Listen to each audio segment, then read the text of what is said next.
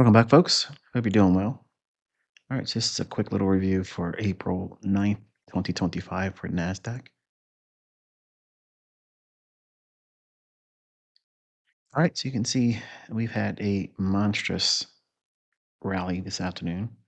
I'll get into that in a moment, but this is the continuous I'll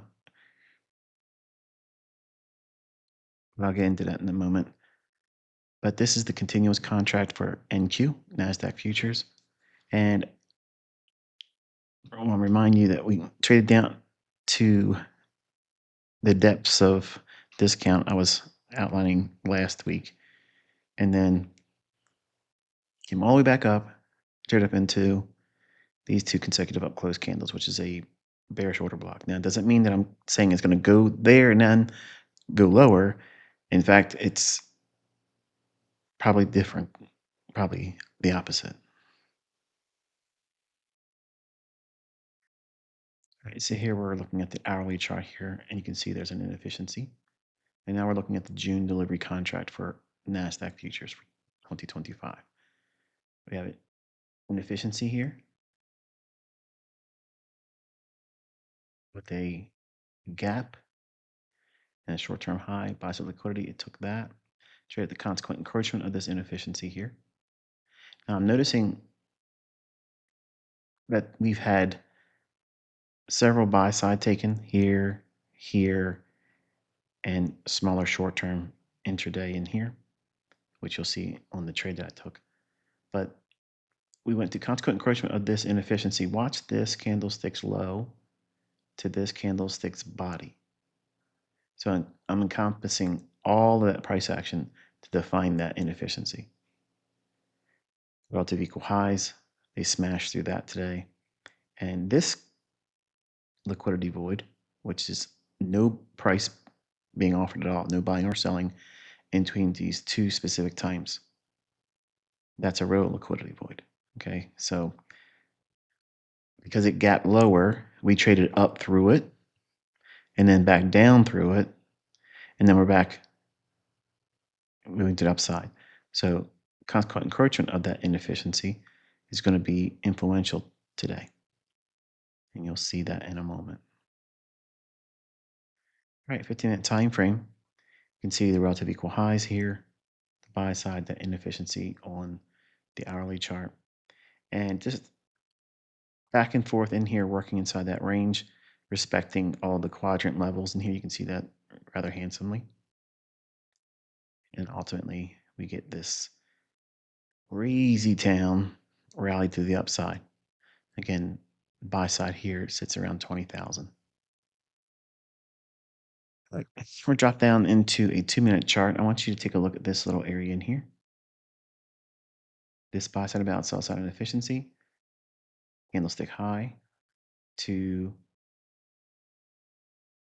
actually this is actually no, I think if I'm not mistaken, I believe check me on this. Don't take my word for it. But on a 2-minute chart for June NASDAQ, this closing price is just a tick or so below the open of that one. So that means there's a small little volume imbalance, and that's what I'm annotating. I may be incorrect, but for the sake of testing the old man, just check it, okay, when you're in chart. So that buy side imbalance sells on efficiency, it trades back down into it and leaves a small little portion of it open. You see that between the candles high and where these candles lows form, and then price sends a rally up, retraces back down into this inefficiency, the high of it, the buy side imbalance sell side inefficiency. Then it rallies one more time just to bump the high, and that's where you'll see me exiting my trade. I shared that on Twitter. I'm not going to upload it or add it to this video just simply because I just don't want to. So you can watch it over there. There's no music. There's no any sound behind it. It's just me just sharing what I did today. And we're dropping down into a 1-minute chart, keeping that 2-minute buy side imbalance, sell side efficiency in view. And then we have the first presented fair value gap. So we have this candlestick's high. This candlestick is the gap. And then the low of this candle here is the high of the first presented fair value gap of April 9th, 2025 for NASDAQ as it relates to the 1-minute chart.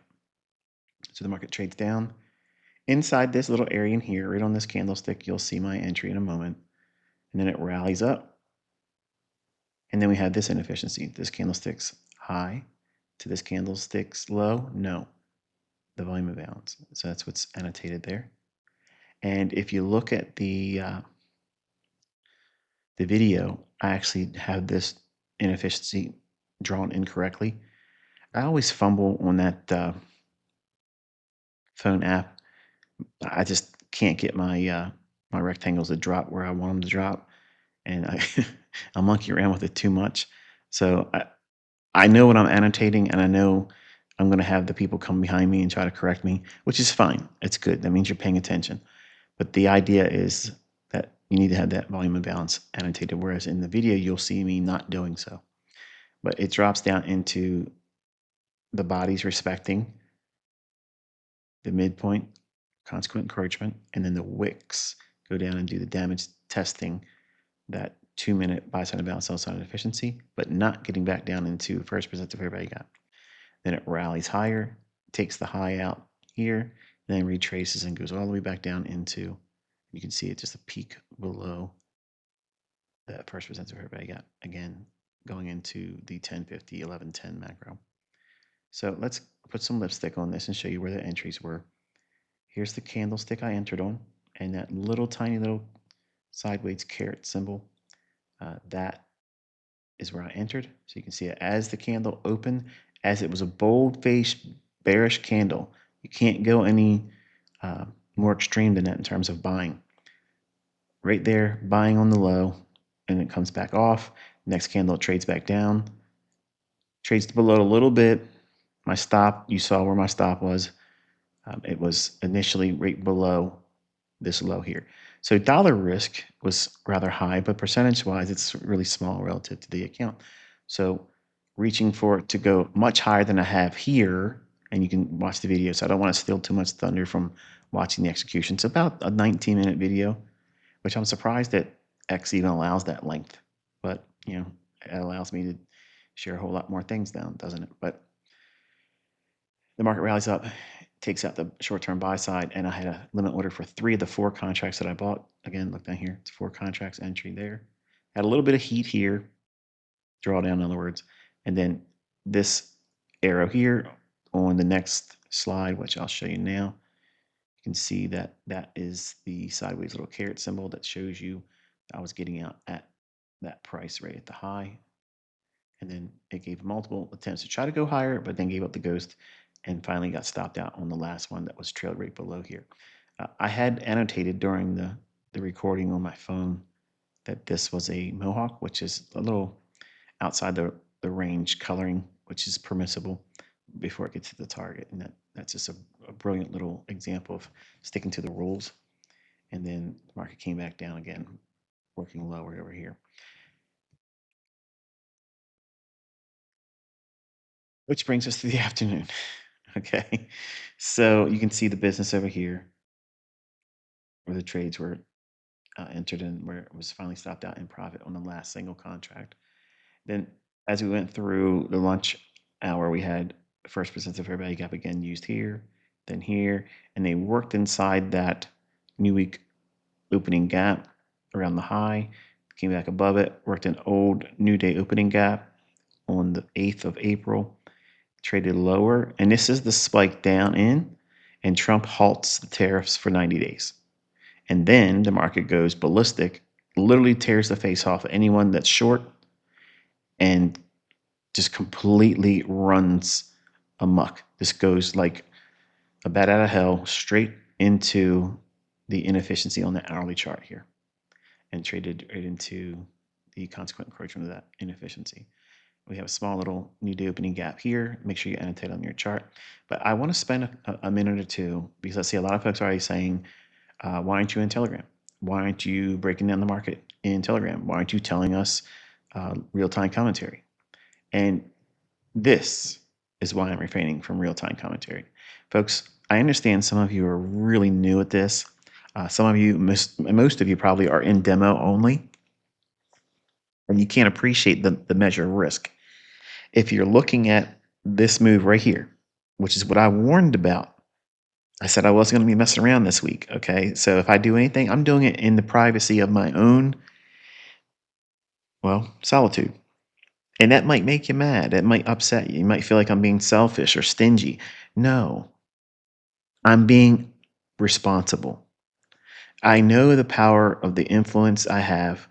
And if I say anything in the marketplace, because you've seen me be very, very consistent this year, I would be tore up if I were to say something and something like this would be contrary to the idea that I would have you as my students watching. Let's just say, for the sake of argument, I wouldn't have done that. You can see I was bullish today, but I didn't have a short in here. Let's just say, for the sake of devil's advocate example, let's just say that I did. And we were just taking a setup that would take us right down into the new week opening gap high and maybe the lower quadrant. Maybe that's something that could have been suggested by me. I'm not stating that it was. I'm not stating that it would have been, but I'm just giving you an example, a hypothetical example. Let's say that that took place. Folks, these are 1 minute candles. 1 minute. Look at the the velocity of how fast this thing was moving. It was moving hundreds of handles inside of the time duration of 60 seconds. You can't protect yourself from that, folks. Your stop loss isn't going to work. It's not going to work. You're going to get out at a very, very grossly unexpected exit price. And it might do greater harm than you're willing or able to weather. So I understand that you see these big moves and you think, wow, ICT could have put us on that. No, ICT will not. I didn't even take that trade. There are things that's going to happen because of what's going on right now. There's so many geopolitical things, so many things that are, in the states that's being done by this present administration. And there's this an unbelievable measure of uncertainty, volatility, chaos, but it's all controlled chaos. And because it's a lot of hand involved, manual intervention like this right here, you're not going to be able to time it. You're not going to be able to expect it. And Lord forbid something worse happens, some kind of attack or something like that. This is going to be the similar reaction. And this is why I said that you need to be lowering your leverage. If you're trading, you're doing it on your own accord and you're taking the responsibility in your own hands.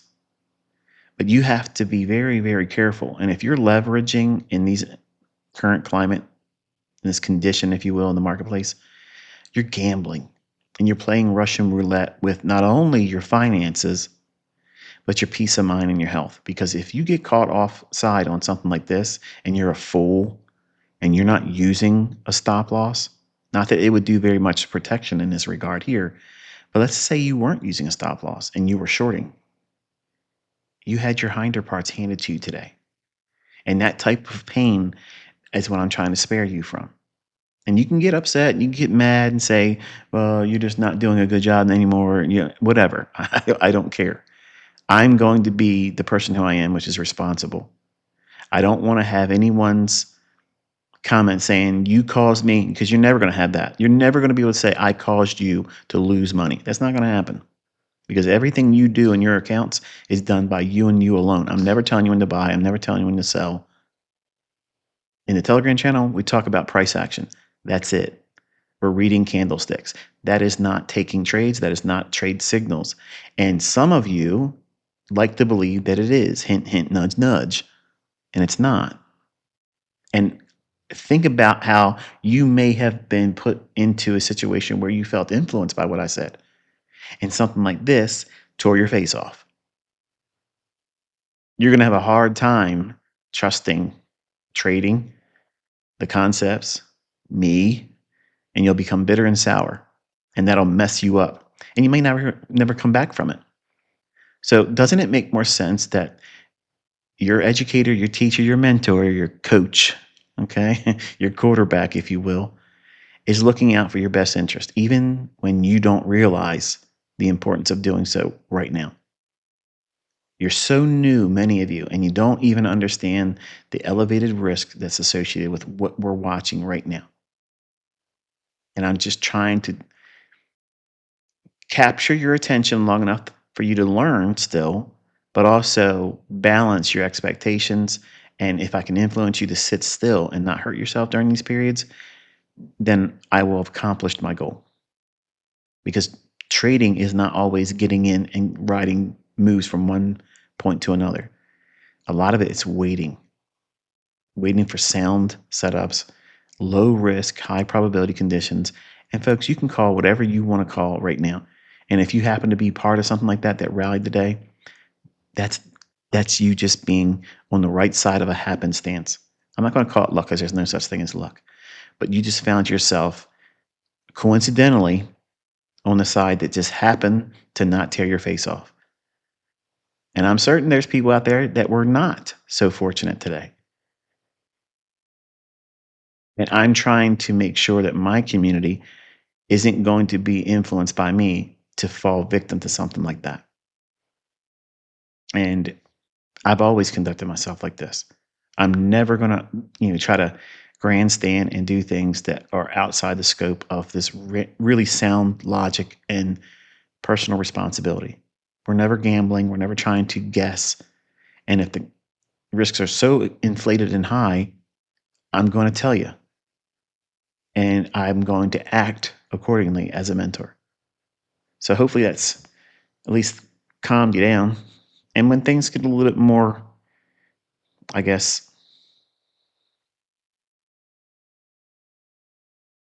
I don't know what the right word is right now for it. If we leave this elevated volatility stage that we're in right now and come back to a little bit more normalcy, I will return back to giving real-time commentary, candlestick by candlestick. But until then, this is the way it's going to be for a little while. Okay. I'll use the Telegram channel to share notes and types of study things that you can use. But real time will have to be put on the back burner until things settle down in the marketplace.